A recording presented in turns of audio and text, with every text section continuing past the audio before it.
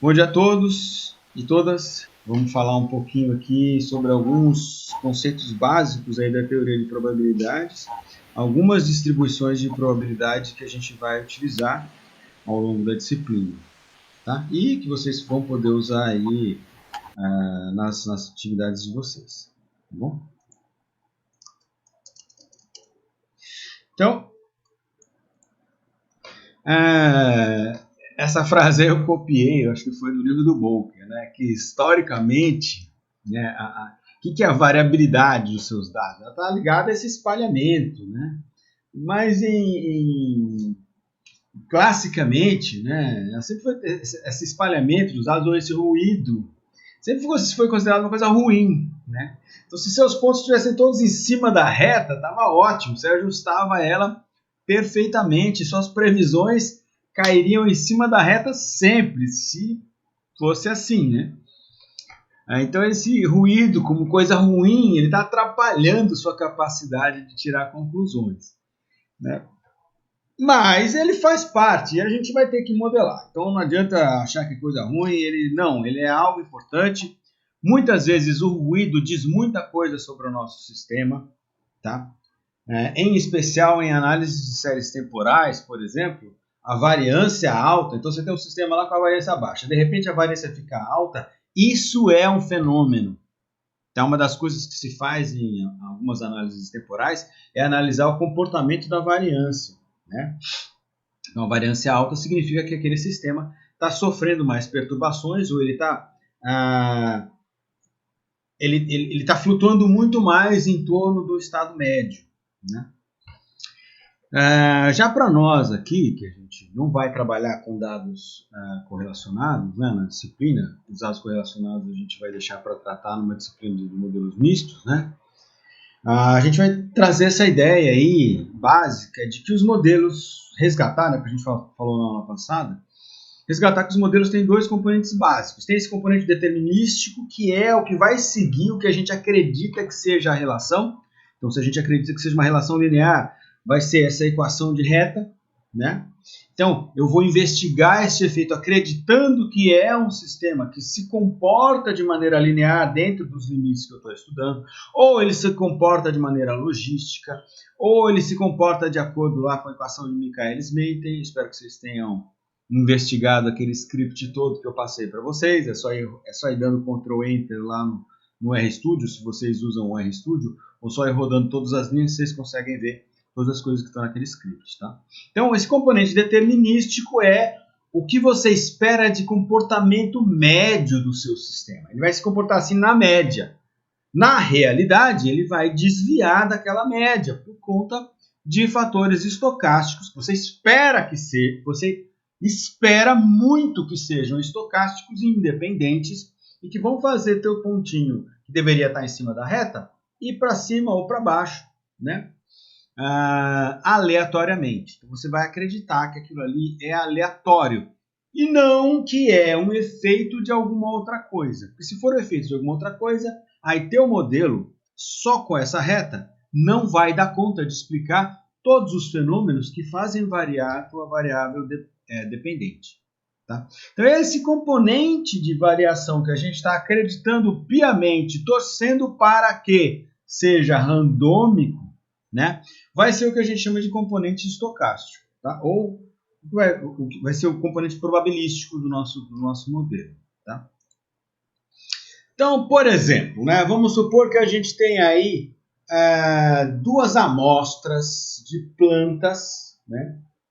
Quem já fez alguma disciplina comigo de estatística já deve ter visto esse exemplo outras vezes, mas tudo bem, ninguém mandou se inscrever de novo comigo aqui, então vai ter que ver de novo isso aí. Mas imagina que vocês têm dois lotes de plantas que estão sendo plantadas com e sem adubo, tá? Eu posso expressar a minha expectativa usando essa fórmula aqui. Essa fórmula aqui é bastante poderosa, viu, gente? A gente pode usar ela para expressar esse Y e J. Ele representa cada observação Y que eu tenho do meu sistema, tá?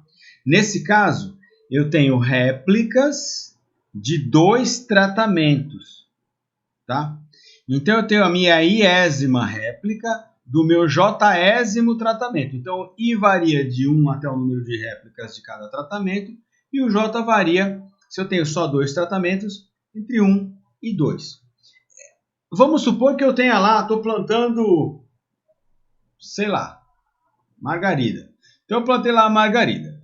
O que eu espero colocando adubo? Que a margarida cresça mais, que a margarida, aqui coloquei adubo, ela tenha mais biomassa, que ela dê mais flores. Enfim, vamos para uma coisa mais simples. Vamos medir a altura da margarida, certo? Então, eu espero que sem adubo, essas margaridas elas cresçam até uma certa altura, certo? Essa certa altura eu vou expressar como esse mi aqui, é a média. Eu espero a média, certo? É a média que aquelas margaridas têm na minha casa, com essa precipitação, com essa temperatura, essa insolação e com a terra que eu uso aqui em casa. Eu espero que ela cresça tanto. Se eu colocar adubo, eu espero que ela cresça um pouco mais, certo? Então, nas que eu não coloquei adubo, eu espero que cresçam a média. Nas que eu coloquei adubo, eu espero que cresçam a média e mais um coeficiente aqui, beta, que seria a diferença entre ter adubo e não ter adubo. E como é que eu discrimino essas duas coisas, né? Tem adubo ou não tem adubo? Usando essa variável d e j aqui. Essa variável d e j é o que a gente chama de variável dummy, tá? É uma variável que ela pode ter dois valores, 0 e 1. E eu controlo isso da seguinte maneira. Quando o tratamento é sem adubo, d é igual a 0. Então, qualquer coisa vezes 0 dá 0. Então, as minhas margaridas sem adubo vão ser mi mais beta vezes 0, que é mi. Então, elas só crescem a média. Quando o tratamento é com adubo, o D vale 1. Então, eu tenho, para as amostras com adubo, a margarida vai ter a média mais o incremento dado pelo adubo vezes 1. Então, com a minha variável dummy, eu posso expressar matematicamente o que é a minha expectativa média de um experimento do tipo vou plantar margarida com e sem adubo. Tá? Então, o que seria um teste estatístico aí para saber se o adubo funciona? Qual é a hipótese nula aí? A hipótese nula é que o adubo não funciona. Qual dos termos aí é um termo que é igual a 0 ou indiferente de 0? Beta. Exatamente. A minha hipótese nula é que beta é igual a 0. Tá? Este é o modelo que descreve para vocês o teste T, por exemplo. Isso aqui descreve o teste T. O teste T nada mais é do que descobrir se o beta é 0 ou não. O teste T, na verdade, ele testa se as duas populações Y pertencem à mesma distribuição normal. A mesma distribuição normal significa que elas teriam a mesma média. Se tem duas populações, eu tenho uma população com uma média e outra população com uma média mais um incremento, e esse incremento é diferente de 0. Então, isso aqui expressa para nós o teste T, ou o teste de quaisquer dois conjuntos que eu esteja comparando. Então, esse aqui é o modelo matemático. Mariano, e se eu tivesse 3 fatores? Uma nova. Bom, uma nova, vocês vão ter um beta 1 aqui e um beta 2. Certo? Então, no meu primeiro nível, eu só tenho a média. Então, o meu D e J aqui vai valer 0 para o primeiro nível, vai valer 0 para o primeiro nível e 1 para o segundo nível, tá? E para o terceiro nível. E o meu beta 2, ele vale 0 para o primeiro e para o segundo nível e vale 1 para o terceiro nível. Então, uma nova trifatorial, uma nova com duas variáveis e 3 níveis, ela é pensada para ter uma diferença entre o primeiro e o segundo nível e o segundo e o terceiro, tá? Ou o primeiro e o terceiro. Na verdade, entre o primeiro e o terceiro, tá? E aí ele é montado um modelo desse jeito. Então esse aqui é o modelo determinístico, certo? Então vamos dar números aí para não ficar tão abstrato. Então vamos colocar que a média sem adubo é 30 centímetros. O solo daqui em casa é muito ruim, ela cresce 30 centímetros. E se eu coloco adubo, ela cresce mais 15. Ó, 50% a mais. Tá? Aqui está um scriptzinho que eu tinha deixado aí na aula de vocês. Só que é o seguinte, ó, o plot default não funciona mais. Tá? O plot default, para gerar esse grafiquinho aqui, onde ele coloca pontos nos níveis da tua variável categórica, não funciona mais. Antigamente funcionava, ficava desse jeitinho aqui. Não funciona mais. Então, quando aparece o símbolo do R, a gente vai lá para o R. Que no R, eu vou pedir para vocês irem até... Porra, o que aconteceu?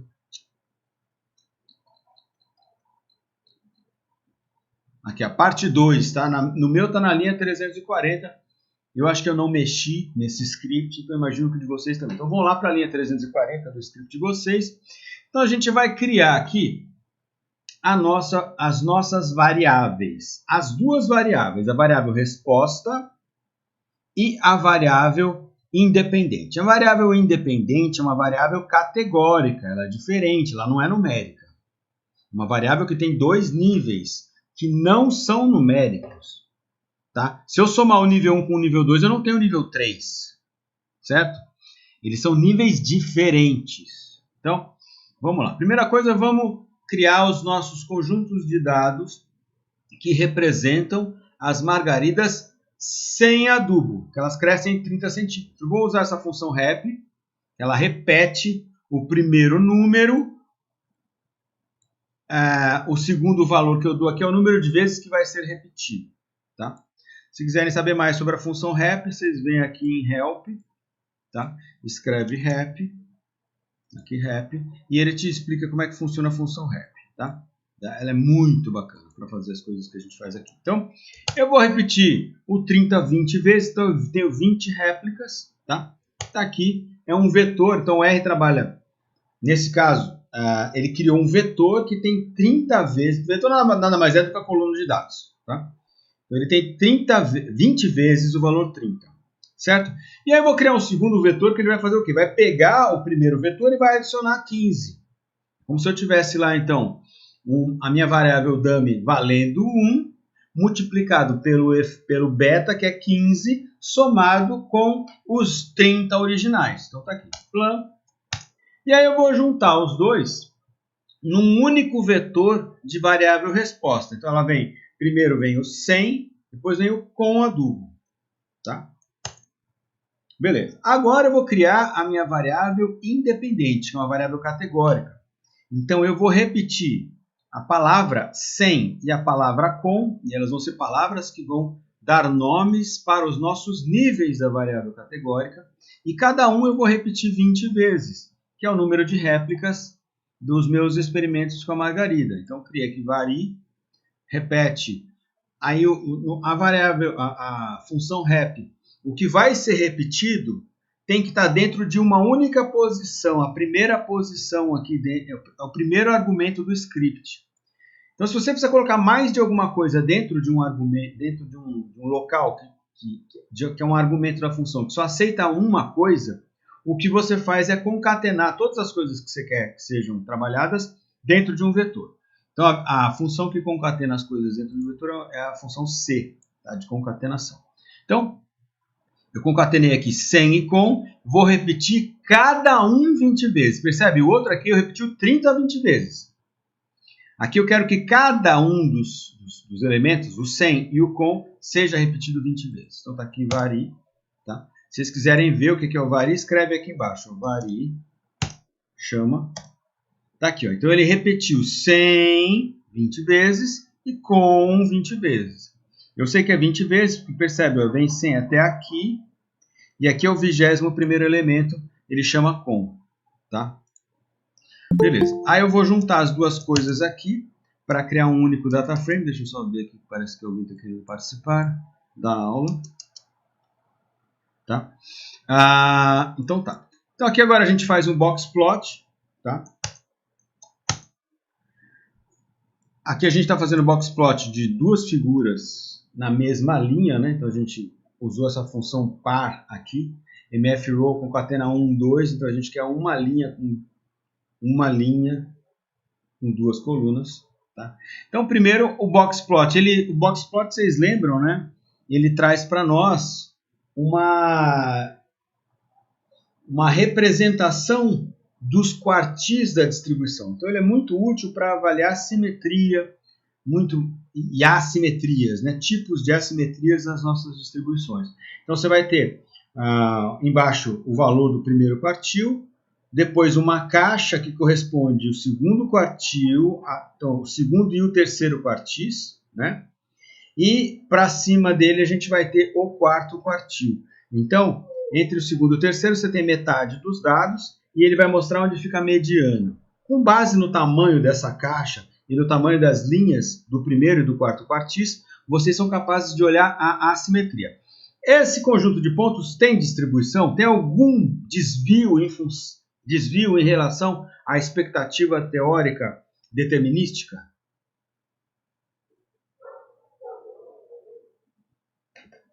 Tem ou não tem? Vocês estão vendo desviar alguma coisa aqui em relação à média? Não. Não, ele não tem. Esse aqui é o modelo determinístico. Então, quando você faz um box plot, o primeiro quartil coincide com o segundo, coincide com o terceiro, coincide com o quarto, fica essa linha aí. Tá? Se a gente plotar os dados... Opa, peraí. Se a gente plotar os dados, então todos os pontos caem no mesmo lugar.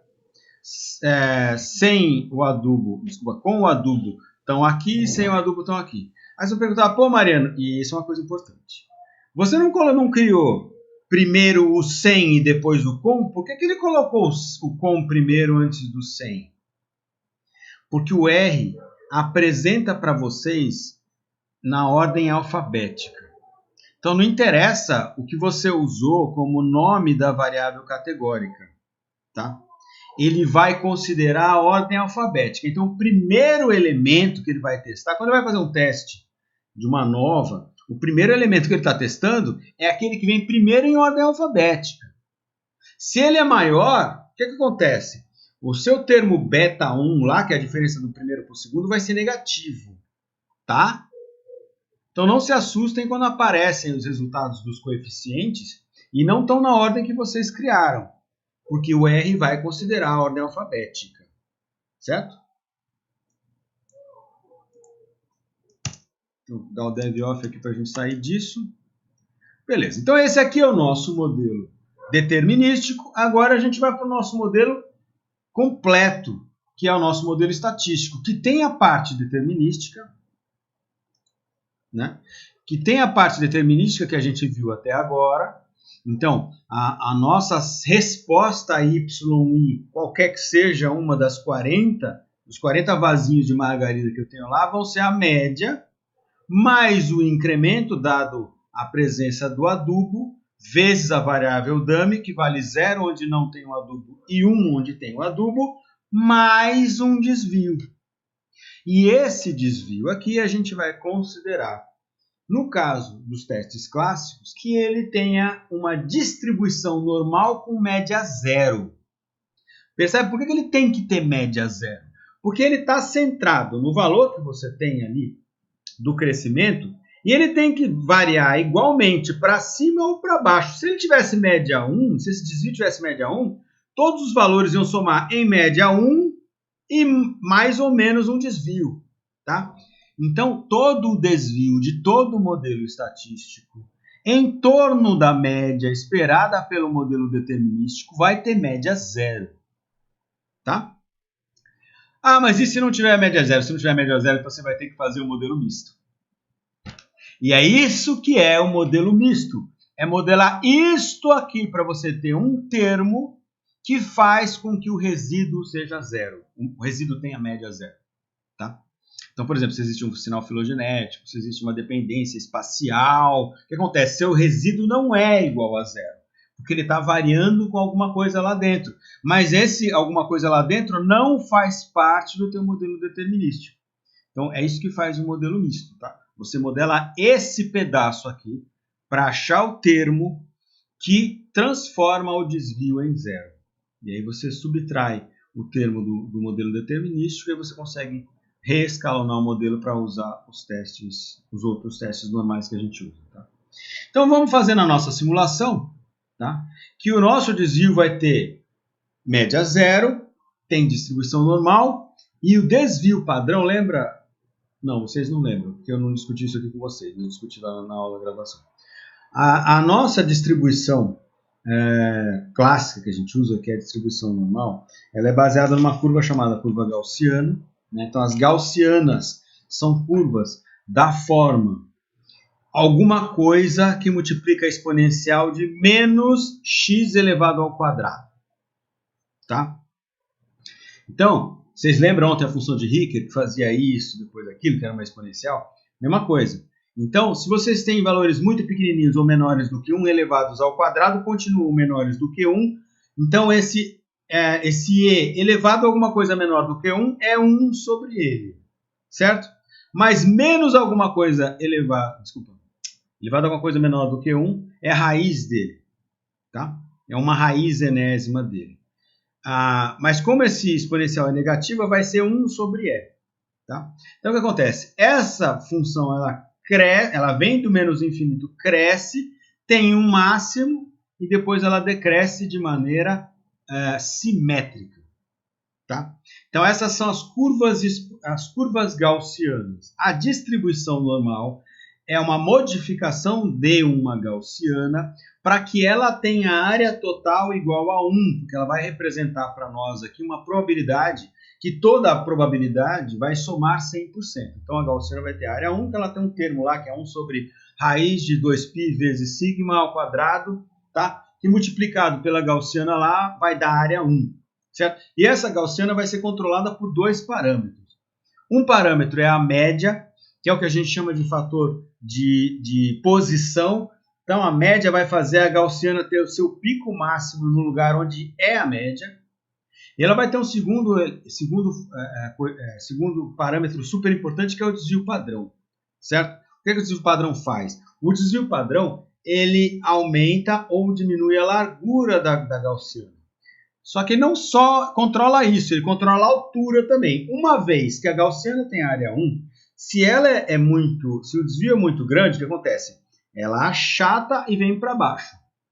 Se o desvio é muito pequenininho, toda a área de 100% tem que caber numa largura pequenininha, porque o desvio padrão controla a largura também. Então a sua gaussiana vai ficar mais alta e mais estreita. Então o desvio padrão controla o pico de máxima e a largura. Então, de onde até onde vão variar a preferência. Se você considerar que a gaussiana está representando então, o espalhamento dos seus dados, uma curva com desvio curtinho significa que seus dados vão estar ocorrendo preferencialmente muito perto da média. Tá? E um desvio maior, eles podem variar bem mais em torno da média. Então, a gente vai usar aqui desvio igual a 3. Tá? Então, o que controla a distribuição normal vai ser a média e o desvio padrão. A gente vai voltar a isso hoje mais para frente na aula. Então, a gente vai agora para o RStudio. Né? Então, o que eu vou fazer agora? Eu vou pegar aquele meu conjunto de dados, né, que era uma sequência de 30, 20 vezes e 45, 20 vezes, eu vou adicionar, tá, um sorteio. Para cada valor, eu vou sortear um valor que tem distribuição normal com média 0 e desvio 3. Certo? Vou fazer um sorteio aleatório de uma normal, pega uma normal lá, escreve todos os infinitos números que tem de menos infinito até mais infinito, coloca eles na proporção que eles devem ocorrer caso a sua média seja 0 e o seu desvio seja 3, pega esses infinitos valores, coloca dentro de um saco infinito, chacoalha o seu saco infinito, enfia a mão lá dentro e sorteia um valor, certo?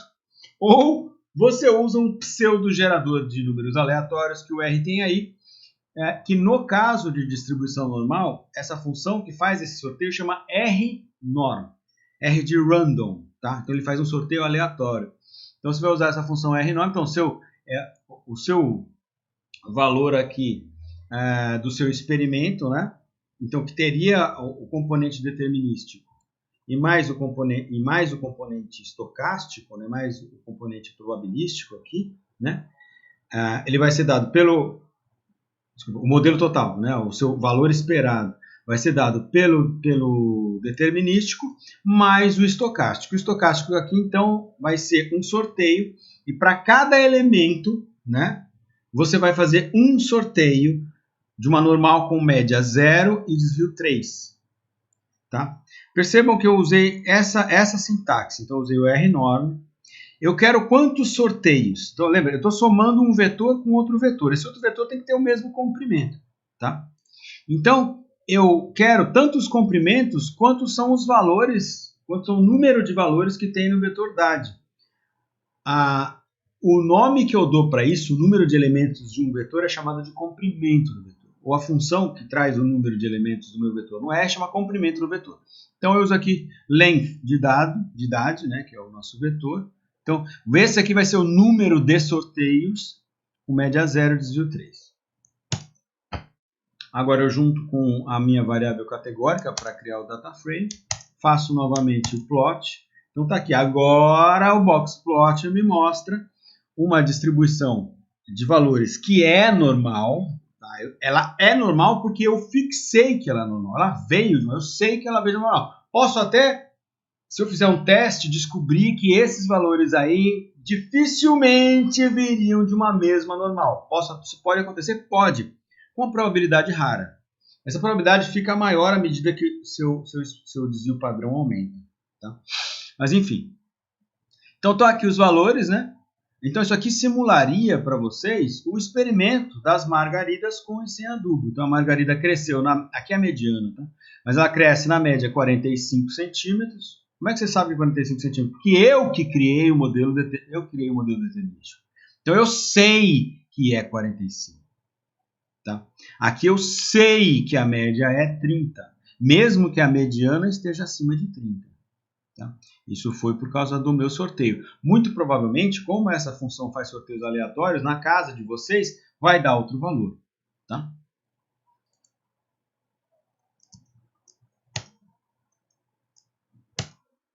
E se eu fizer o plot dos pontinhos, tá aqui, tá vendo? Então, no tratamento com, aqui estão distribuídos os pontinhos do com, e aqui estão distribuídos os pontinhos do sem. Tá? Então, este aqui é o meu sistema completo que foi descrito pelo meu modelo determinístico, mais uma função de desvio. Quando a gente tem o dado, o que a gente faz é o processo inverso. A gente vai estimar a média e vai estimar o desvio a partir da média. Tá? Como a gente acredita piamente que isso aqui tem distribuição normal, o que a gente vai poder usar para estimar os parâmetros da minha distribuição normal, que são a média e o desvio. E a média também vai fazer parte do meu modelo determinístico. Né? A média e o efeito vão fazer parte do meu modelo determinístico. Então a melhor estimativa aqui, pela lógica, se isso aqui é uma distribuição normal, com valores dispersos simetricamente para cima ou para baixo, a melhor expectativa aqui é a média dos pontos que vocês coletarem. Então, o que for a média aqui vai ser a melhor aproximação para os seus dados da média desse lote de dados. E aqui é a mesma coisa. Por exemplo, aqui eu vejo que a mediana está acima da média. Então, provavelmente a média disso aqui vai ser maior do que 30. Dá até para a gente testar. Né? Então, está aqui, ó, este é o nosso vetor que criou os dados. Né? Se a gente pedir aqui, ó, min de este, só que a gente tem 20 valores em cima, 20 valores embaixo. Se eu fizer a média dos primeiros 20 pontos do este,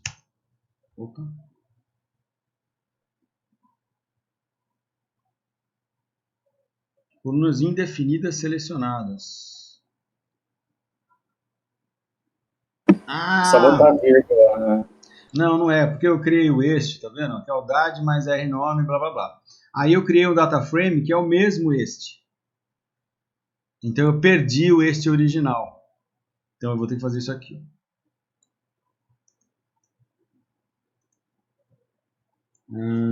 Deixa quieto. Teria outro jeito de fazer, mas a gente vai perder tempo. Mas enfim, se eu clicasse na média, eu ia ter provavelmente uma média diferente de 30 e uma média diferente de 45, numericamente. Tá? E se eu fizesse a estimativa do desvio padrão, talvez eu não encontrasse 3. Né? Vocês já sabem como é que faz para calcular o médio desvio padrão, né? Espero. Enfim, você estima o parâmetro da tua distribuição usando os dados e estima o parâmetro do teu modelo determinístico usando os dados também. E aí a diferença entre o com e o sem vai ser a sua estimativa do tamanho de efeito nesse caso. Tá? Aí o que é o teste T? É saber se essa distribuição, se esses valores aqui e esses poderiam ter vindo da mesma distribuição.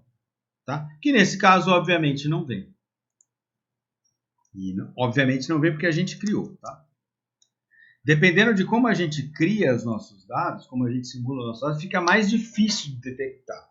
Então, por exemplo, se você vai variando o tamanho do efeito e mantém o desvio padrão, você vai ver que tem um momento que você não consegue mais discriminar a amostra com e sem o efeito.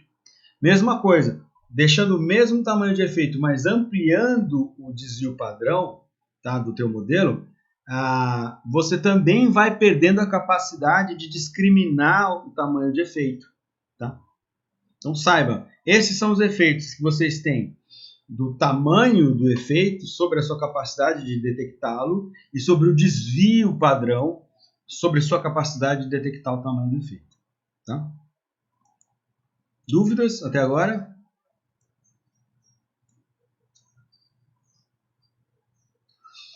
Bom, até aqui então está tranquilo. Então, tradicionalmente, quando a gente vai fazer uma análise, um conjunto de dados desse tipo, a gente assume que a variação é normal, ou a gente tenta transformar a variação em normal, né? E faz o teste T clássico, né? Entretanto, a gente perde a chance de várias coisas aqui, porque a expectativa de desvio ela tem muito a ver com a natureza dos dados. Tá? Então a gente vai caminhar numa outra direção. A gente vai começar a olhar para os nossos dados e pensar qual seria a melhor distribuição de erros, baseado num conhecimento das distribuições de erros. Então a ideia hoje é apresentar para vocês algumas das distribuições de erros. Tá? Então o que acontece? Quando a gente vai descrever a distribuição normal, o que a gente tem que dar? A gente dá a média e o desvio padrão, certo? O nosso modelo estatístico, a média dele é a expectativa dado o modelo determinístico. Então o que acontece? O nosso modelo estatístico completo, ele é uma distribuição de probabilidades em torno de uma média dada pelo nosso modelo determinístico. Tá? Então a gente poderia dizer que o modelo completo daquilo que a gente acabou de ver vai ser uma distribuição normal, cuja média é μ mais beta vezes dij, né? Esse aqui é o nosso modelo determinístico, e o desvio é 3. É exatamente isso que a gente fez ali. A gente somou um desvio com média 0 sobre a nossa média, mas é a mesma coisa, como a gaussiana é simétrica, a única coisa que controla a gaussiana, então, é a média e o desvio. Dado o mesmo desvio, você tem a mesma gaussiana. O que a média faz é só translocar ela de um lado para o outro. Tá? Então, se você coloca a sua gaussiana no 0 ou na média em 30 e 45, ela vai ser igualzinha. Tá? Deixa eu só ver quem está tentando entrar aqui. Certo? Então tá. Então, nosso modelo completo ele vai ter a distribuição estocástica em cima da nossa expectativa determinística, dado o nosso modelo determinístico matemático. Tá? Então, é isso aqui que a gente vai chamar nesta disciplina, e de acordo com essa literatura aí que vocês estão tendo acesso, ou que eu indiquei, Tá? É isso que vai se chamar o tal do modelo estatístico. Beleza. Então agora, antes da gente entrar aí no mundo maravilhoso das probabilidades, né, das distribuições de probabilidades, tem dois conceitos que a gente vai precisar ver. São os conceitos de probabilidade condicional e probabilidade incondicional. Tá? Então a gente vai dar uma passadinha rápida aqui sobre isso. Tá? E depois a gente vai continuar. Então tá, a primeira coisa é que você, quando vai definir a probabilidade de ocorrência de alguma coisa, a primeira coisa é definir qual que é o conjunto de probabilidades que vai dar origem àquele seu evento que você acha que tem alguma probabilidade de ocorrer ali. Tá? Então você define o seu espaço de amostragem. Dali vão vir todas as possibilidades. E aquilo que você está querendo ver, ele tem uma chance de ocorrer. Então vamos supor que você está querendo ver o evento A. Ele tem uma probabilidade A de ocorrer ali que vai ser dada pela frequência que este evento A ocorre ali naquele espaço. A gente vai chamar isso de probabilidade de A. Então imagina que você tem seu espaço aqui, certo? Está aqui o seu espaço e está aqui o substrato consolidado. Está estudando coral? Ele não vai ocorrer aqui, ele está ocorrendo só aqui. Então, se isso aqui é teu espaço de probabilidades, tá? A tua probabilidade, que nesse caso não é do coral, tá? Nesse caso seria a probabilidade do substrato consolidado, ela está aqui. E ela corresponderia à proporção de espaço que esse evento A ocupa dentro do meu espaço de amostragem total. Vamos supor que seja 30%. Então, a probabilidade de A é 30%. Isso aqui, gente, podia ser a amostragem de vocês. Então, está aqui a área que vocês têm para amostrar e vocês têm uma amostragem oval. Nossa, é difícil, hein? Se circular já é complicado de alocar, imagina oval. Então, mas vocês... A amostragem oval foi demonstrado que é a melhor amostragem, sei lá, tá bom, vamos nessa, vamos fazer a amostragem oval. Aí você fez a amostragem oval. Então isso aqui, por exemplo, é a probabilidade que você tem de amostrar alguma coisa aqui desse seu espaço, que nesse caso é 30%. Tá? Que eu já vou dizer para vocês que se você amostra 30% de uma área, é bastante. Viu? O problema é que 30% todos contínuos, você pode não ter uma boa representação da variabilidade que existe no contexto geral. Por isso que vocês têm uma amostragem, mesmo que ela represente menos de 1% da área total, se vocês colocam em pontos aleatórios, vocês têm mais chance de amostrar a variabilidade daquele contexto. Tá? Então tá. Então, aquilo ali era a probabilidade de A. Então vamos supor agora que vocês têm um evento A e um evento B. E existe uma região aqui, ó, de contato entre os dois. Certo? A probabilidade de ocorrência de A ou B é a chance de alguma coisa dentro desse espaço total estar dentro de A ou dentro de B. Eu vou denotar isso como probabilidade de A ou B, a probabilidade de A ou B, certo? E ela é a probabilidade de A mais a probabilidade de B menos a probabilidade de A e B. Então, isso daqui é a probabilidade de estarem A e B ao mesmo tempo. Aqui é A ou B e aqui é A e B. Tá? Por que é isso? Porque se eu contar A e contar B, esse espaço foi contado duas vezes. Então, para ter uma amostra desta área, você vai ter que subtrair dessa soma PA mais PB essa probabilidade de estarem A e B ao mesmo tempo. Tá? Isso aqui foi contado duas vezes, você subtrai uma, então fica contado uma vez. Até aí, tudo bem? Sim. Sim. Beleza. E se A e B são mutuamente exclusivos? Por exemplo, alguém aqui nessa sala sabe de cor a fórmula da distribuição gama? Não. Não. Não. Se ninguém sabe, certo? Se Se ninguém nessa sala sabe, eu também não sei, certo?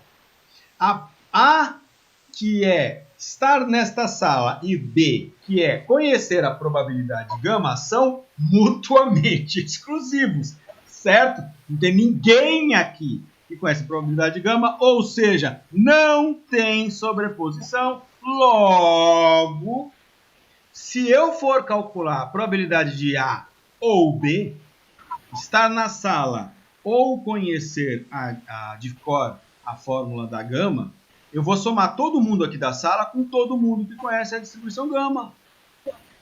É ou não é?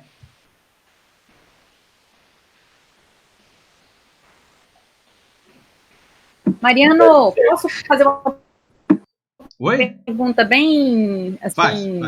Vou te fazer uma pergunta, assim, bem ridícula, sei lá. Pensando no capítulo que eu trabalho os buffers, né?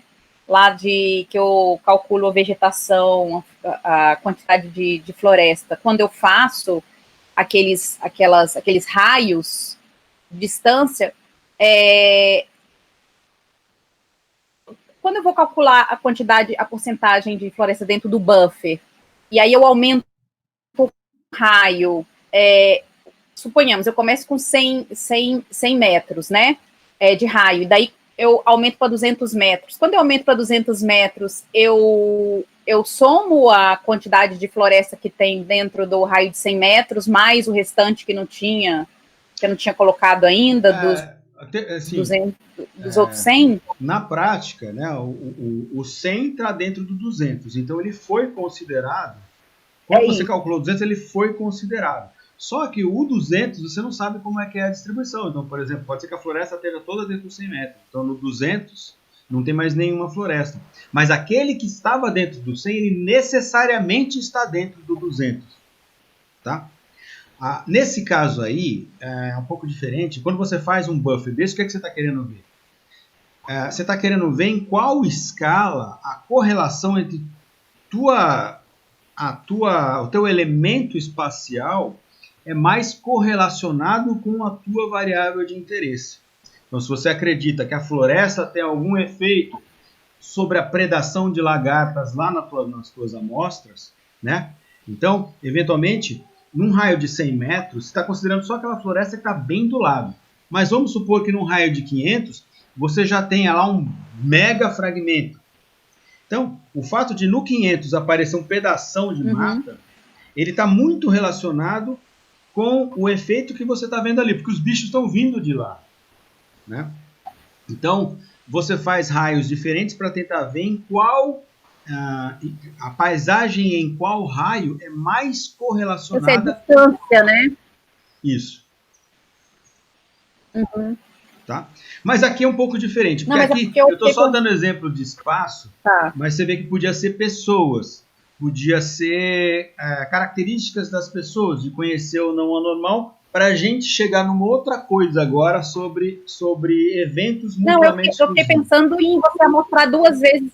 O que eu fiquei pensando é de você amostrar 2 vezes a mesma coisa, o risco de você amostrar 2 vezes a mesma coisa. Você não está amostrando 2 vezes a mesma coisa. No raio maior, as proporções de floresta e de área beta podem ser muito diferentes. Tá? Então não é que você está mostrando a mesma coisa, o que você está mostrando é uma proporção dos elementos de cobertura.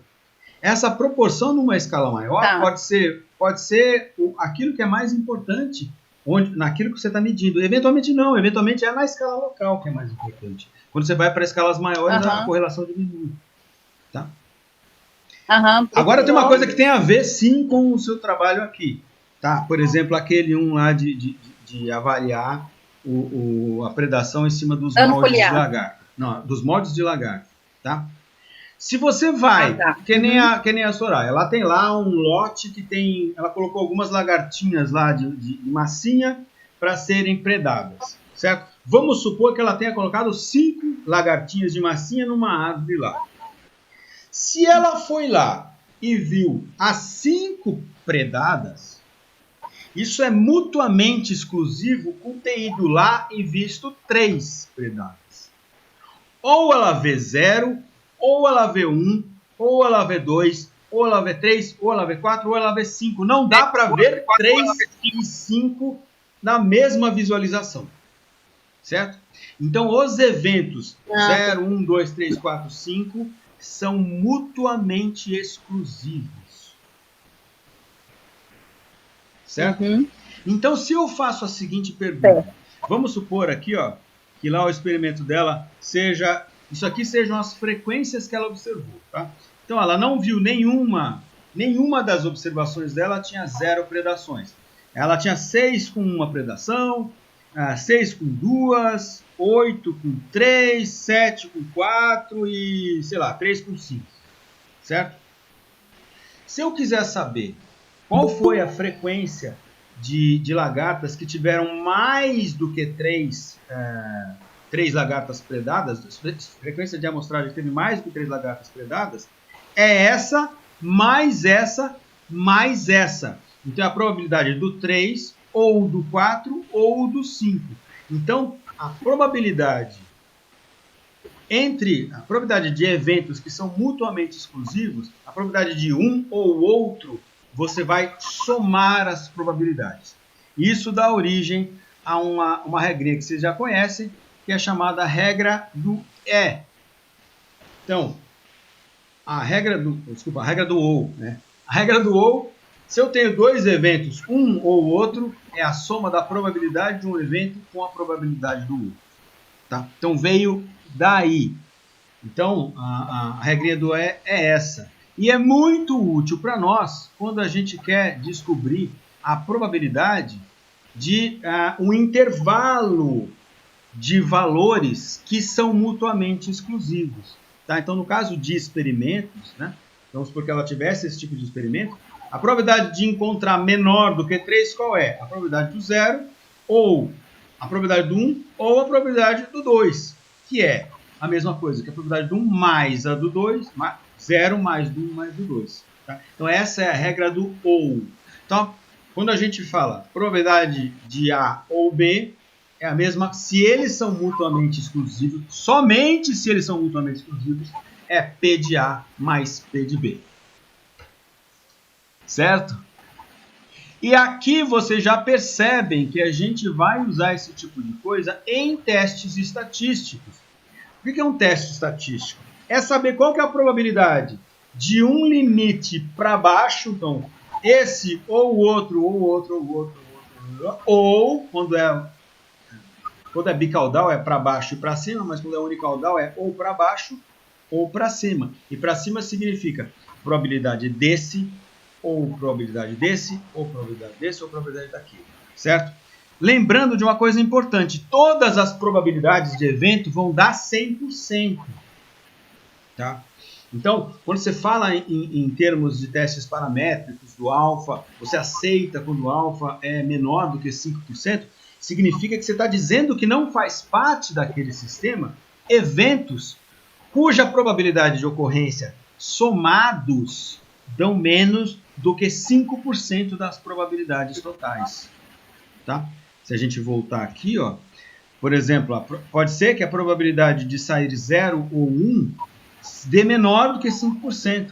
Então, o que acontece? Eu não espero que encontrar uma lagarta apenas predada lá faça parte desse sistema. Tá? Se eu adotar os 5%. Certo?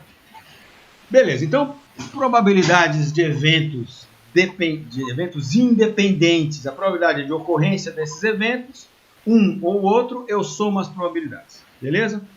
Então tá. Agora vamos falar de probabilidade condicional e probabilidade incondicional. Tá? Então a gente viu eventos independentes. Tá? Agora vamos falar de probabilidades condicionais e incondicionais. A probabilidade condicional de A dado B é a chance de ocorrer A, ou a frequência que ocorre A, caso B aconteça. Ela é expressa por isso aqui, ó. Probabilidade de A e B dividido pela probabilidade de B. Tá? A gente não vai avançar nisso até o teorema de Bayes, tá? A gente vai parar por aqui, certo? Então, vamos dar um exemplo. A probabilidade de encontrar, vamos supor que vocês estejam fazendo uma amostragem e encontrando ninhos de bichos e contando quantos ovinhos tem em cada ninho dos bichos que vocês estão observando, certo? E vocês pegaram e fizeram uma amostragem. Vocês não fizeram o censo da área inteira, vocês fizeram uma amostragem. Então vocês foram lá, acharam os ninhos e contaram os filhotes, certo? Então a probabilidade de você encontrar 5 ovinhos ou 5 indivíduos lá no ninho, tá? Condicionado à tua amostragem, vai ser a probabilidade de encontrar 5 na tua amostragem dividido pela probabilidade da tua amostragem de encontrar alguma coisa, que nesse caso aqui é 30%. Tá? Então aqui no caso seria a probabilidade de ter 5 indivíduos e serem amostrados, dado a probabilidade de você amostrar alguma coisa nesse espaço aqui. Tá? Então essa é a probabilidade condicional de A dado B. E a incondicional? A incondicional de A, que naquele caso lá seria encontrar 5 indivíduos no ninho. Ela é a condicional, que é A dado B, mais o A dado não B. Certo? Então a incondicional é a probabilidade total do evento A. Se esse aqui é o espaço total, aqui é o A dado B e aqui é o A total. Certo? Então, é o A dado B e a probabilidade de A dado não B. Então, a soma desta probabilidade com esta probabilidade vai te dar a probabilidade de encontrar, vamos supor lá, os 5 indivíduos no ninho. Certo? Professor? Fala. No caso da probabilidade condicional, eu trazendo para o meu projeto, seria a possibilidade, porque como eu trabalho com o substrato e a presença de um coral, seria uma condicionada à outra, né? Só onde tem o substrato estaria a presença do bioinvasor. Seria mais ou menos essa a ideia? Mais ou menos. É condicional? Né? Mais ou menos. Porque a condição é ter o substrato, o que acontece no seu caso, tá, é um pouco diferente, Tatiana. Acontece no seu caso, você tem todo o espaço aqui, mas do ponto de vista do coral, esse todo espaço não é todo espaço. É isso aqui que é todo espaço. Então, se você vai pensar, não, ó, na área da Baía de Todos os Santos, eu vou alocar uma amostra retangular ali, e onde ela cair, eu não quero nem saber. Aí, neste caso, né, o que você está mostrando, né, no final das contas, você está mostrando é a chance do substrato cair dentro de uma parcela alocada ao acaso. Né? Isso aqui seria se esse quadrado, se você quer transformar isso na probabilidade condicional da ocorrência do seu coral num substrato consolidado, aí esse quadrado inteiro aqui teria que estar dentro do substrato consolidado. Aí você faria a sua amostragem e você teria uma representação do seu coral dentro da tua amostragem, que neste caso representa realmente aonde o bicho está.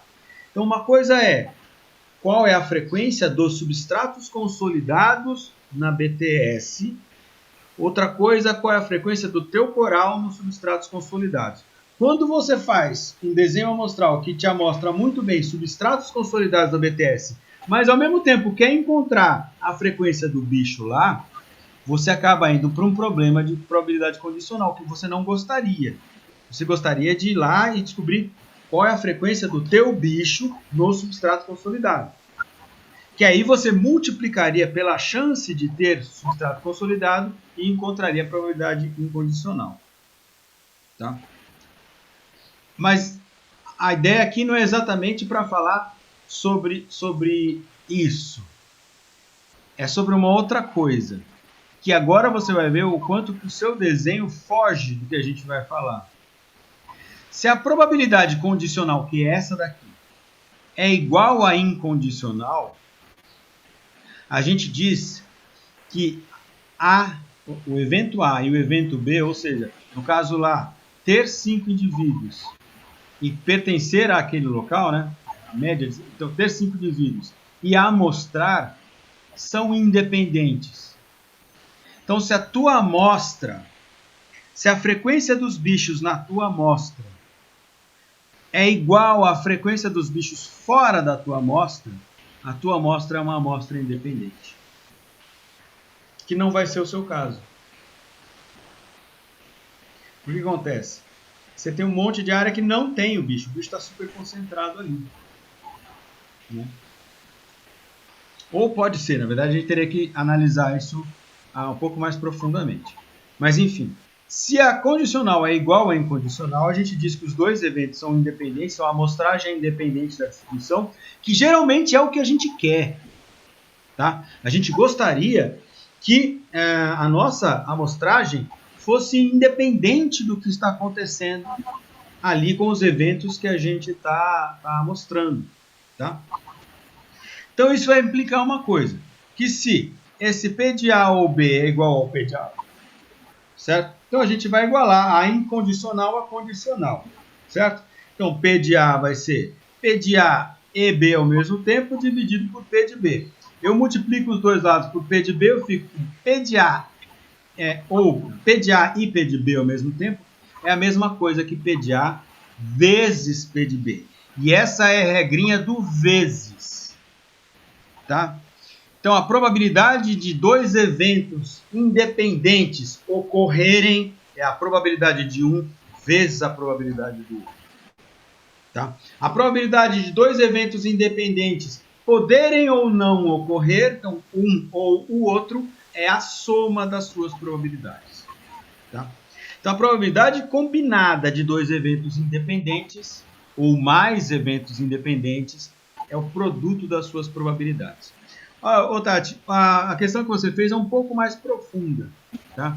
Tem vários livros que tratam disso. Se você deve ou não fazer uma amostragem centrada aonde tem o bicho, o que é que isso significa, e a amostragem que é em todos os locais, o que é que ela significa. O grande problema é que, no seu caso, como os bichos estão concentrados num tipo de situação, é bem provável que você tenha muitos zeros e algumas presenças, né? Isso vai te trazer um problema depois para interpretar qualquer estrutura de distribuição dos seus dados. A gente vai falar disso hoje ainda, que muito provavelmente, se você faz essa amostragem, né, desse jeito, considerando os espaços onde não tem o bicho, então eles estão concentrados num ponto, se eles tiverem distribuição randômica lá, tá, mais concentrada, isso aqui vai ser descrito por uma distribuição que tem muitos zeros. Tá? Porque ela tem uma agregação muito forte. A gente vai falar disso mais para frente. Então daria para modelar a média de encontros dos bichos usando essas distribuições. Fala.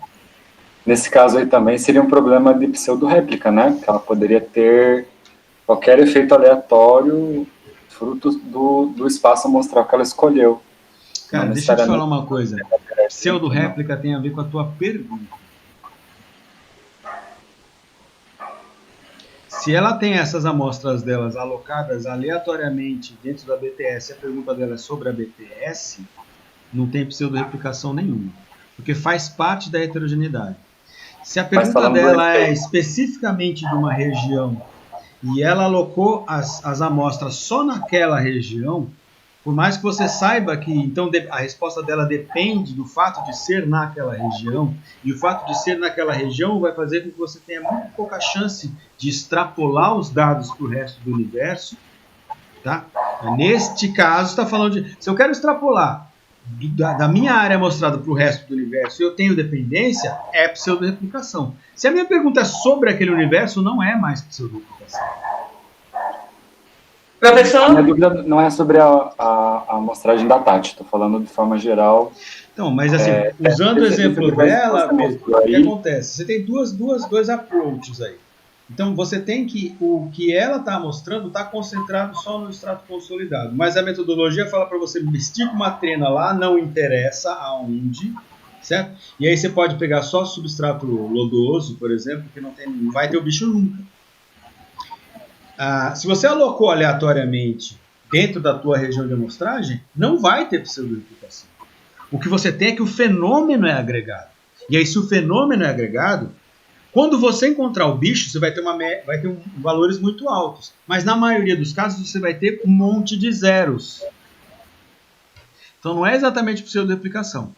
É que o seu fenômeno não pode ser descrito por uma distribuição. Quer dizer, a tua média não vai ser descrita jamais por uma distribuição normal, porque a média e a variância variam dentro do espaço.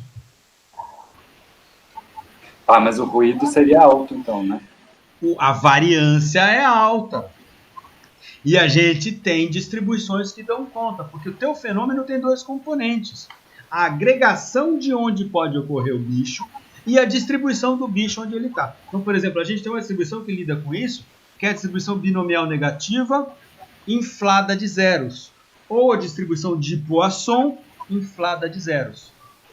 Tá? Porque são dois fenômenos. A tua amostragem não tem pseudo-replicação, porque a pseudo-replicação tem a ver com a pergunta. Se a tua pergunta é sobre esse trecho da BTS, qual que é a frequência do bicho?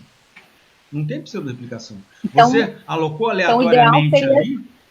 Oi?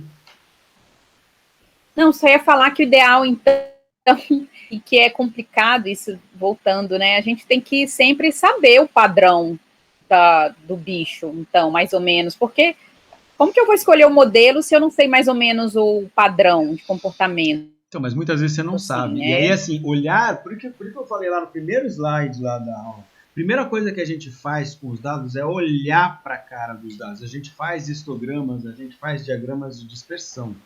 Então, por exemplo, recentemente, com um trabalho com o coral, a gente fez isso.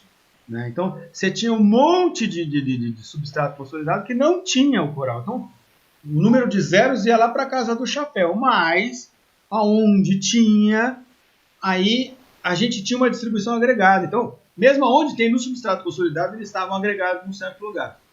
O fato de, dentro do substrato consolidado, ele estar agregado em algum lugar, isso já te gera uma distribuição binomial negativa. A gente vai ver hoje isso. Se ele tivesse aleatoriamente disperso aqui dentro, a distribuição era de Poisson. Tá? A distribuição de binomial negativa é como uma de Poisson que tem uma agregação. Só que, além disso, você tem os zeros. Então, você tem distribuições que dão conta disso, dividindo a variabilidade em probabilidade de encontrar o zero, que é um evento, e probabilidade de encontrar os números diferentes de zero. Então, são distribuições de probabilidade que têm isso. Então, você pode usar essa distribuição de probabilidade, aí você aplica nos seus dados, ele tira o excesso de zeros, certo? E aí você consegue modelar. Então, nos locais aonde tem o bicho, eu consigo verificar o efeito. Vamos supor que você estivesse fazendo essa amostragem aí que o Tati está fazendo, num lugar super poluído e em um lugar menos poluído. O que você está esperando? No lugar super poluído, vamos supor que essa poluição seja ruim para o bicho. Então, a média de presença dos bichos seja menor do que o local onde não tem a poluição. Só que o problema é esse. Aqui você tem um monte de zero, uma variância absurda, né, como o Pedro falou. E no outro também. Então, o que essa análise faz? Ela consegue descontar esse efeito desse monte de zeros sobre a variância. Nesse caso, se eles ainda estão agregados, você tem um parâmetro de média e um parâmetro de agregação na distribuição binomial negativa. Então, você ainda desconta esse efeito de agregação e encontra uma densidade média. No outro, você encontra outra densidade média. Então, se a outra densidade média é maior do que essa densidade média aqui, descontado todos esses efeitos de distribuição, você pode chegar à conclusão de que a boca do esgoto ali, ela teve influência sobre o bicho. Como você gostaria de demonstrar. Fala. Professor, desculpa, só mais uma pergunta, porque me teve um bolo aqui na cabeça. Esses zeros indesejáveis seriam... porque existem dois zeros, né? Existe o zero do substrato que não seria possível realmente ele estar nesse substrato, que é esse zero que eu retiraria. E existe o zero da não presença, que é o que a detecção ela quer realmente mostrar. Então, esse é um zero, não vou dizer desejado, mas é um zero que é importante. Entendeu? E aí, o que você tem na mão? Você só tem os seus dados. Só. Lembra que eu falei aqui, ó? Você só tem os seus dados. A gente criou, então a gente sabia que tinha que dar lá. Se eu calcular o desvio padrão, vai dar 3? Provavelmente não vai dar 3. Vai dar alguma coisa perto de 3. Né? Vai dar a média 45 aqui em cima? Não deve dar exatamente 45. deve, é exatamente 30 ali. Neste caso, quando você assumiu que você olhou lá, os bichos estão agregados aqui, então vai ter 0 real e 0 que é falta do substrato. Quando você assume isso, você vai assumir que dentro do substrato vai ter uma distribuição binomial negativa que prevê alguns zeros. Então ele vai ajustar pelas presenças, ele vai estimar o número de zeros que deveria ter ali, dado uma distribuição binomial negativa, que é o que já assume que tem um monte de zero. E aí, dos seus zeros totais, uma parte deles vai ser modelada como sendo parte da distribuição binomial negativa, que é o que você vai usar para modelar a média da presença do teu bicho. Então percebe? Os dados é que vão ser usados para estimar tanto os parâmetros do modelo determinístico, que nesse caso seria só a média da presença do bicho, quanto os parâmetros da distribuição de probabilidades. Eu sei que é meio complexo, isso aí não é um assunto trivial, tá? Mas é a partir dos seus dados, Tati, se você assumiu que era uma distribuição binomial negativa inflada de zeros, ele vai modelar para estimar quantos dos zeros são excesso e quantos dos zeros faziam parte da distribuição. Ou você simplesmente descarta os valores da lama e faz só com os valores sem a lama. Só que aí mesma coisa, aí o seu zero vai ser modelado somente pela distribuição binomial negativa, que já inclui um fator de agregação.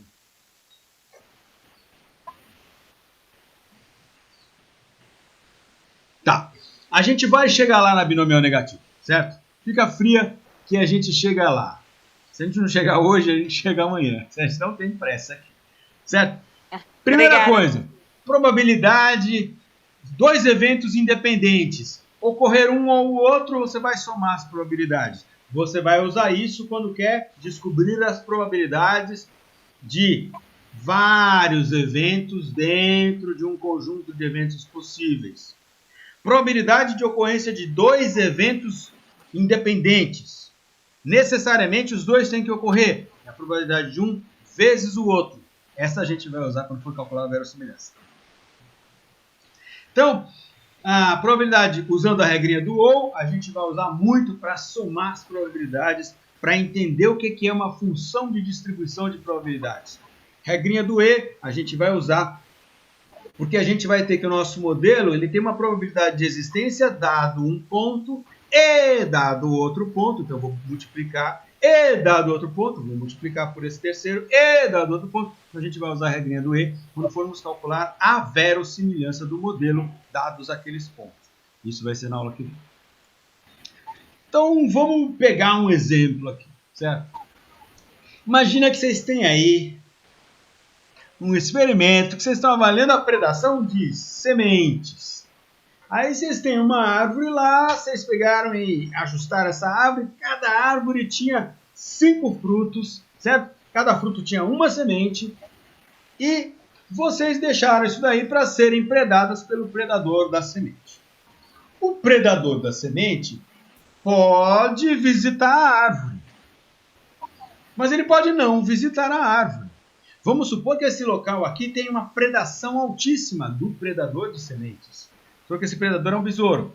E está cheio de ave aqui, ávida para comer esse besouro. Então o que acontece? A chance dele visitar aqui diminui, porque ele pode evitar a predação. Então, vamos chamar a probabilidade de visitar de V. E a probabilidade de não visitar? É 1 menos V. Concorda? 100% são todos os casos. V são as visitas, 1, que é 100%, menos V são as não visitas. Certo? Então, se ele visitou, ele pode predar. Mas se ele visitou, ele pode também não predar. Vamos supor, então, a gente tem lá as nossas N possibilidades, né? Então, tem 5 frutos lá, a gente tem o nosso N igual a 5. Vamos supor que a chance de ele predar 0 é igual à chance de ele predar 1, de predar 2, de predar 3, de predar 4, de predar 5. Então a chance de ele predar qualquer um dos números de 0 até n é a mesma. Se é a mesma, e uma vez que ele predou, então a probabilidade condicional agora vai ser, então, condicionado a ele ter visitado, as saídas possíveis são 0, 1, 2, 3, 4 e 5. Então eu tenho n mais 1 possibilidades, correto? Se as probabilidades são idênticas, a probabilidade de qualquer output aqui, de 0 a 5, é 1/6, ou 1 sobre n mais 1. Tudo bem? Ou foi muito rápido? Não, deu para entender. Então, ó, tranquilo. Isso chama probabilidade uniforme. Todo mundo tem as mesmas probabilidades. Correto? Então, olha só. A probabilidade que a gente vai ter de qualquer evento aqui vai ser, né, a probabilidade de qualquer output aqui, né, se ele visitou, né, vai ser V. Né? E uma vez que ele visitou, qual que é a probabilidade de saírem X sementes predadas? Né? Vai ser 1 sobre n mais 1, onde o nosso X varia de 0 a 5. Tá? E o nosso n é o 5. Tá? Que é o número de tentativas, de possibilidades que a gente tem. Então, a soma dos n mais 1 termos de 1 mais n mais 1 dá 100%. Tá? Então, a probabilidade para um x valendo de 0 até n é a mesma, é 1 sobre n mais 1. A probabilidade de 0 é 1 sobre n mais 1. A probabilidade de 5 é 1 sobre n mais 1. Beleza? Isso chama probabilidade uniforme. Beleza. Entretanto, né, então está aqui o nosso besouro, está aqui a nossa semente. Tá? A semente está lá dentro, só tem uma semente. Se ele comeu, comeu. Tá? Se o fruto sumiu, é porque a semente sumiu também. Então, se ele visitou, a probabilidade de pegar qualquer semente ali é 1 sobre n. Tá? Vamos supor que a gente foi lá na nossa árvore e nenhuma das sementes foi predada. O que pode ter acontecido? Ou ele não visitou 1 menos V. Isso é uma chance. Né? Então, ele não visitou, ou ele visitou e não comeu, ou comeu 0. Então, vai ser a probabilidade de ele não visitar, mais a probabilidade de ele visitar e não comer, que é 1 sobre n mais 1. Então, a probabilidade conjunta dessa saída, né, de não ter nenhuma predação, vai ser 1 menos V, que multiplica o número de visitas vezes a probabilidade, a probabilidade de visitar vezes 1 sobre n mais 1. Tá? Então, aqui ele visitou e não comeu nenhuma. Então, é V vezes 1 sobre n mais 1.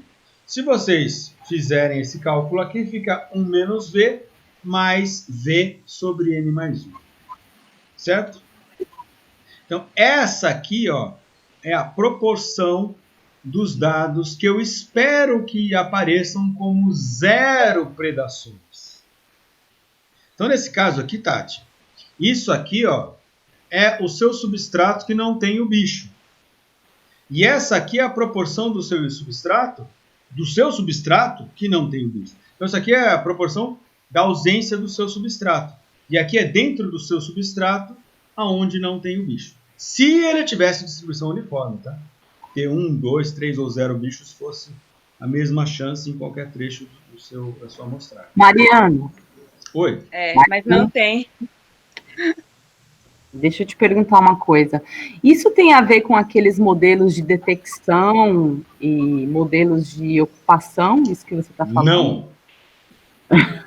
Isso tem a ver com eu mostrar para vocês como é que a gente cria uma distribuição de probabilidades, e nesse caso, uma distribuição muito real para todos nós aqui, que são as distribuições infladas de zero. Porque os nossos zeros têm 2 elementos, esse e esse.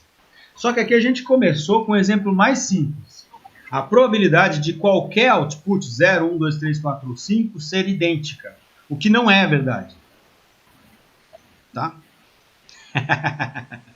Então aqui ainda é um exercício teórico para a gente chegar em outras coisas. E para Então, mostrar para vocês o que é uma função de distribuição de probabilidade. Fala. Mas não seria a mesma linha de... Porque eu fiquei pensando nesse problema da Tati aí, né? Do Não, zero. sim, mas aí o problema da Tati tem a ver com isto aqui, que é o inflado de zeros, e esse outro lado. Esse outro lado não vai funcionar para isso aqui.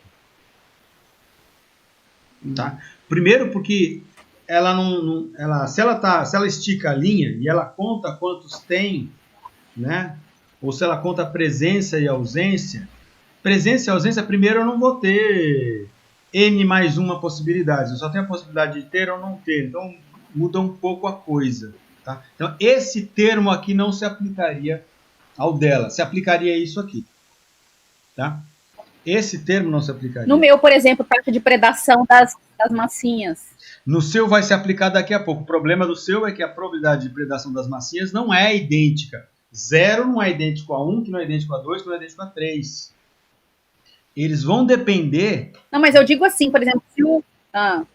No seu caso, por exemplo... Eu ia falar assim... Vamos lá. Vamos supor que você tenha um local que tem mais predação de massinha e no outro local que tenha menos predação de massinha por uma questão biológica. Então a chance de predar e não predar, ela não é idêntica. Aqui a gente vai chegar daqui a pouco lá. Fica tranquilo. Daqui a pouco, daqui a 3 slides a gente chega lá. Certo? Aqui eu estou apresentando o caso mais simples, menos real possível, que qualquer output tem iguais probabilidades. No seu caso, o teste que você vai fazer vai se encaixar em algo parecido com isso aqui, mas um pouquinho diferente, tá? Que é a sua probabilidade do evento ocorrer variar entre os locais. Aqui a probabilidade é idêntica para todas as amostras do mesmo local. No seu caso, as probabilidades não são idênticas e elas não são idênticas entre os locais, que é isso que você quer mostrar. Mas essa ocorrência, por exemplo, vai ser comum do bicho visitar e não morder a massinha e não visitar. Como que eu vou saber a diferença? É isso que eu estou dizendo. A mesma coisa que eu acabei de falar sobre o exemplo da Tati. No seu caso, isso aqui não se aplica porque isto aqui não é verdade para você. Daqui a pouco a gente vai tornar ele mais real. Tá? Isso aqui é só para mostrar para vocês, então, o que é uma distribuição de probabilidades. Então, a gente viu o caso do zero. Então, o zero pode vir daqui ou vir daqui. Que no final das contas eu tenho essa fórmula. E se tem alguma predação? Então, necessariamente ele visitou. E ele comeu alguma coisa.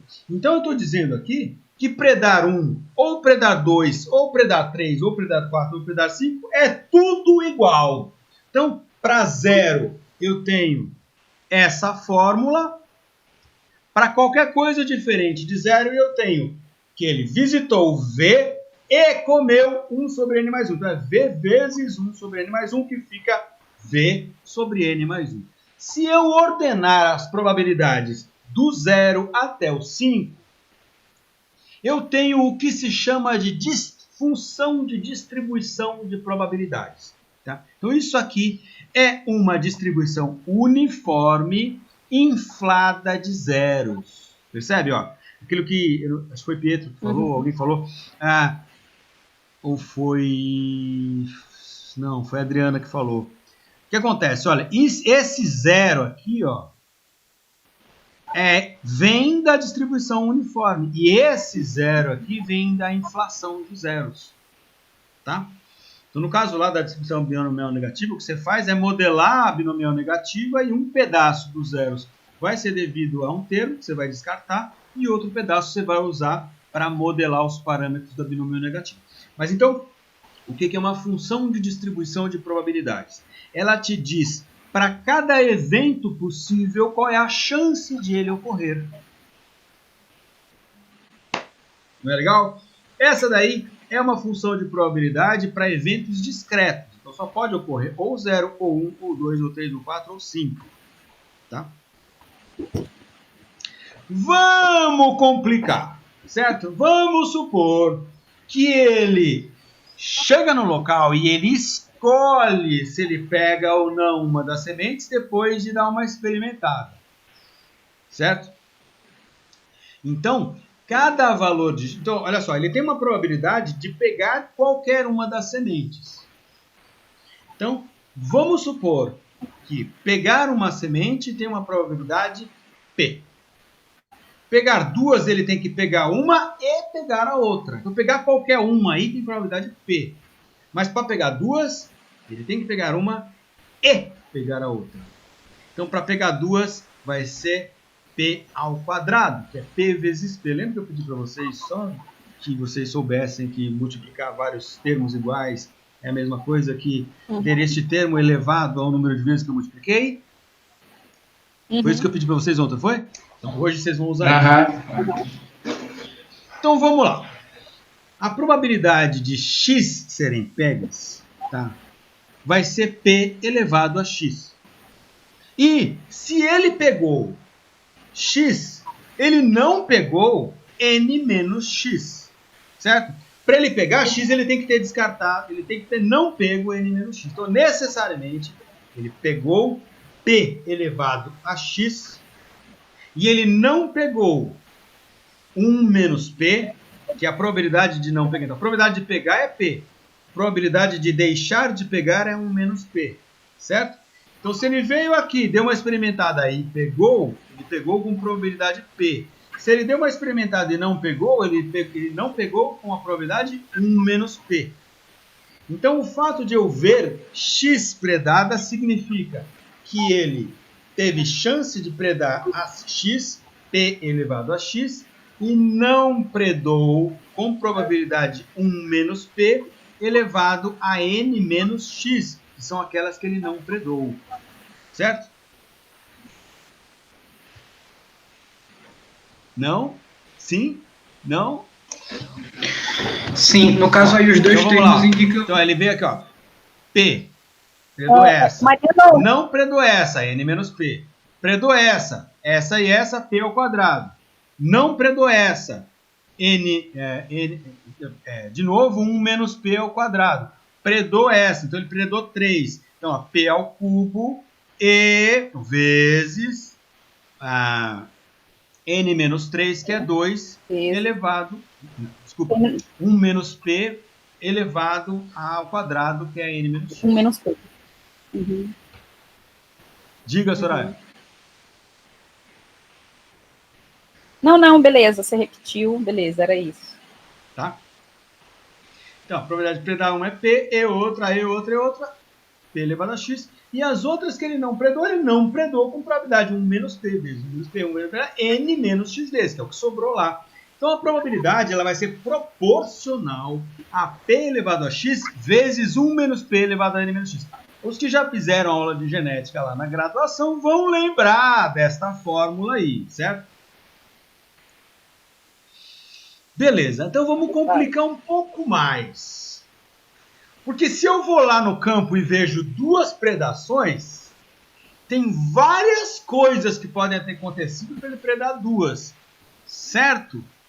Por exemplo, ele predou essas duas, ou ele predou essas duas, ou ele predou essas duas, ou ele predou essas duas, ou ele predou aquelas duas.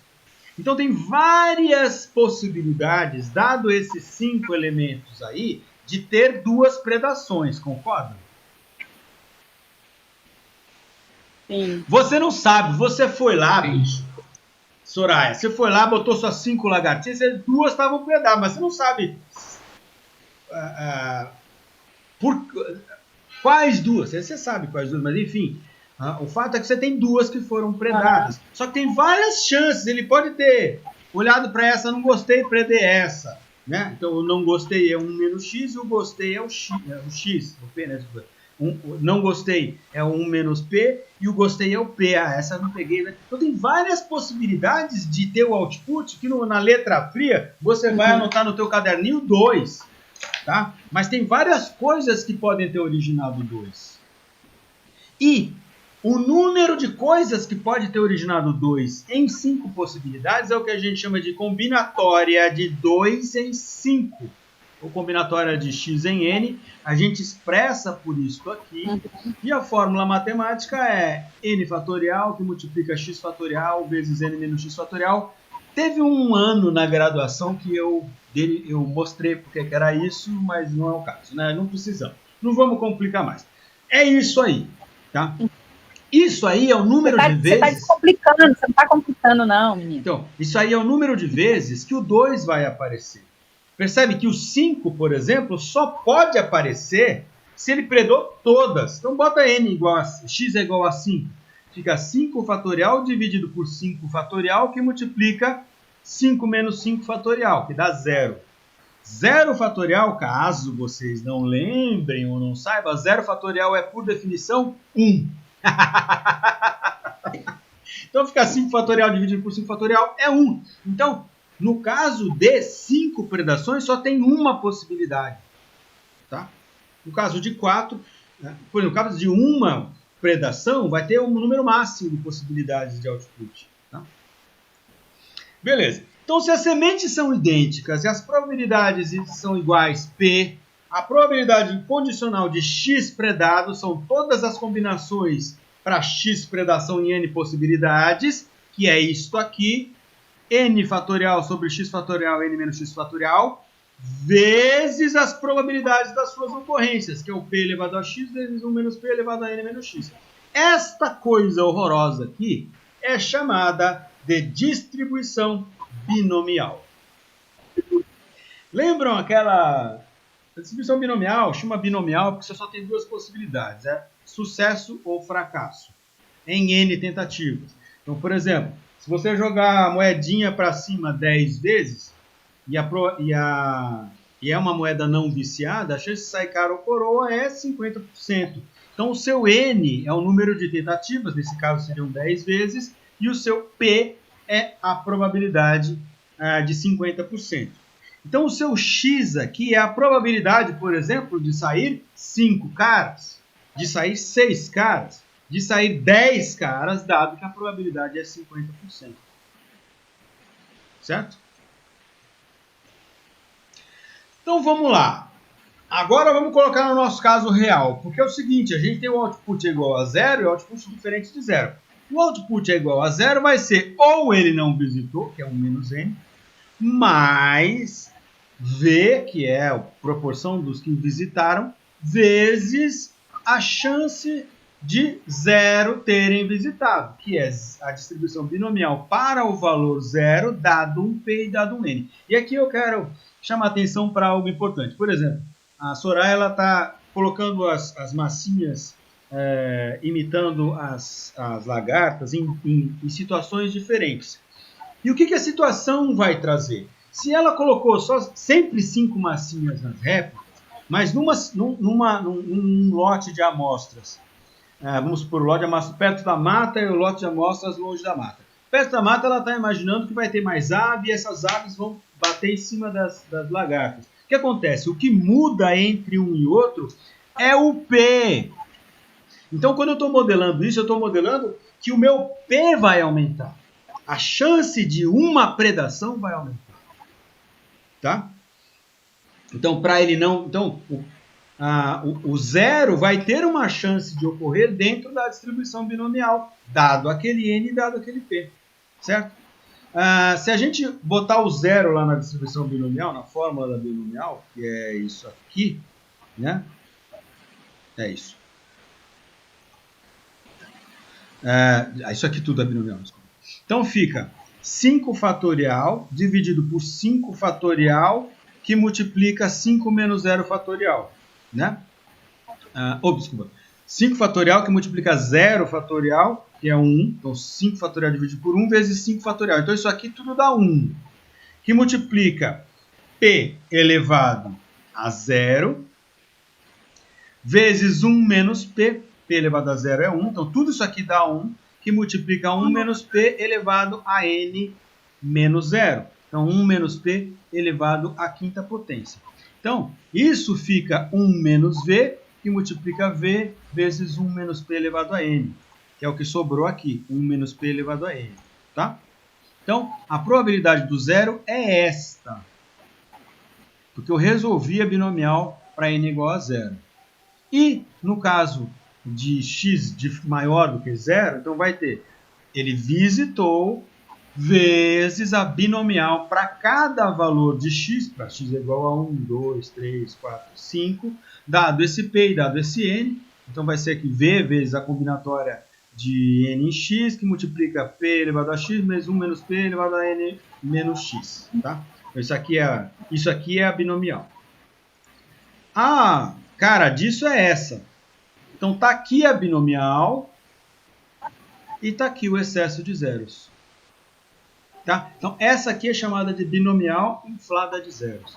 A gente vai ter Poisson inflada de zeros, binomial negativa inflada de zeros. Hoje a gente tem funções que, como elas são muito úteis e refletem muito dados biológicos, em especial dados de comunidades sésseis, na verdade não só comunidades sésseis, porque você tem mesmo as comunidades que não são sésseis, você tem muito problema de detecção, viu, Tati? Então, você botou lá a sua câmera trap para ver se conseguia mostrar o bicho, mas o bicho não aparece, então tem muito zero, né? Eventualmente, não é porque tem pouco bicho, mas é porque o comportamento do bicho faz com que ele não seja tão bem amostrado. Então você tem muito zero. Tá? Então o teu amostrador tem problemas.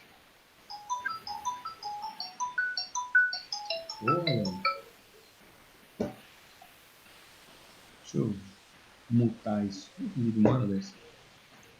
Beleza. Então, tudo isso para falar o que é uma função de distribuição de probabilidades. Ela é um conjunto ordenado de uma sequência de probabilidades para cada um dos resultados possíveis.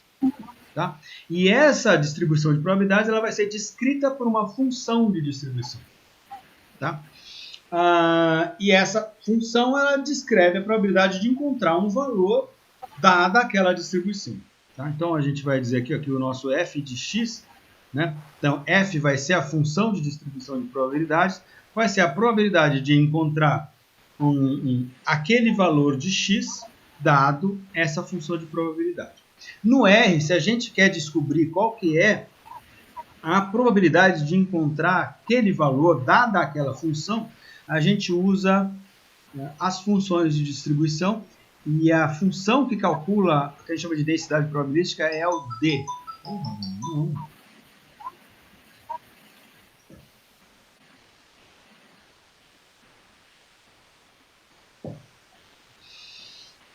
Outra coisa que é muito usada em estatística é a chamada função de distribuição acumulada.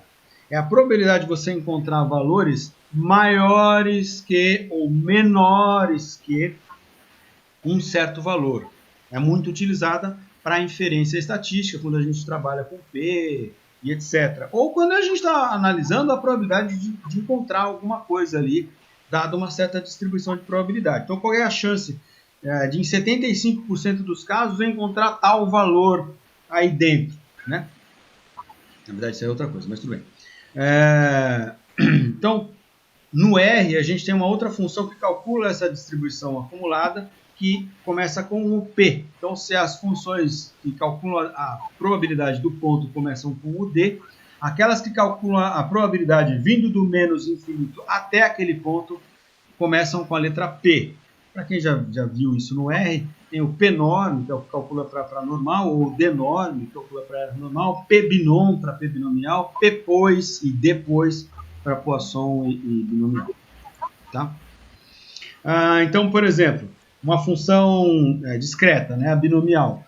Então, vou mudar aqui. Qual que é a chance de eu ter 3 sucessos num lote de 5 tentativas, quando a chance individual é 0,7? Eu posso fazer pela fórmula. Né? Então, o f de 3 vai ser 5 fatorial, que multiplica 3 fatorial, 5 menos 3 fatorial, que multiplica o 0,7 elevado a 3, vezes...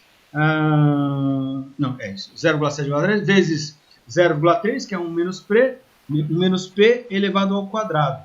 Né? Dá isso aqui, se vocês fizerem e calcularem, vai dar 0,3086.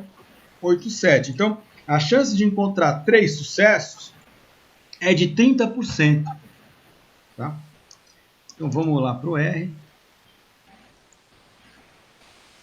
Esse não tem lá, né?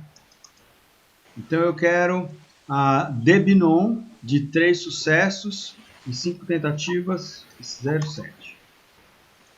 Debinon. Vocês podem escrever isso que não tem aí. Eu quero a chance de 3 sucessos. Ou a distribuição do Debinon, você dá o X, você dá o size, que é o tamanho da amostra, que é 5, e você dá o P, que é 0,7. Tá aqui, ó. 0,387. Qual que é a chance de encontrar um valor até 3? Então, é 0, 1, 2 e 3. É o P-Binom, né, em vez de Debinon. A chance de encontrar um valor até 3 é 47%.